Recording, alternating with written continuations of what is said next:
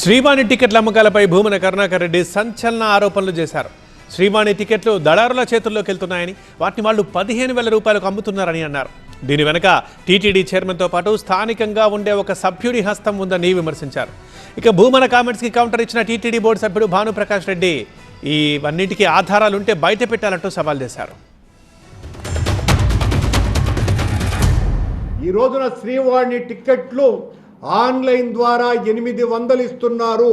ఉదయం 9 గంటలకు అవి రిలీజ్ చేస్తుంటే 9 గంటల 1:30 నిమిషాలకు 800 టికెట్లు అయిపోతున్నట్టుగా ఆ ఆన్లైన్లో కనపడుతున్నది.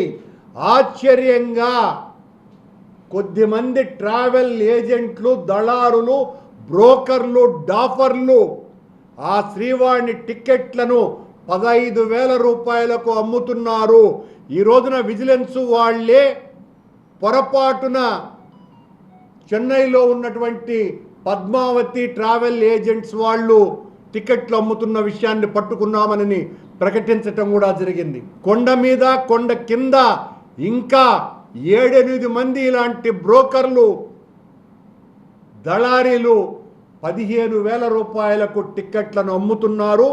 దీని వెనుక టీటీడీ అధ్యక్షుడు, ఒక పాలక మండలి సభ్యుడు, స్థానికుడైనటువంటి వాడి హస్తం ఉన్నదనని కోడై కూస్తున్నది.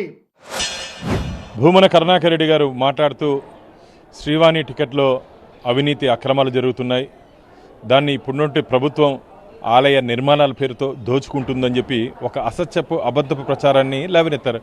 అయ్యా భూమన కరుణాకర్ రెడ్డి గారు, మీరు చైర్మన్గా ఉన్నప్పుడు కమిషన్ల చైర్మన్గా మిగిలిపోయారని చెప్పి శ్రీవారి భక్తులు, ఆంధ్రప్రదేశ్ రాష్ట్ర ప్రజలందరూ భావిస్తున్నారు.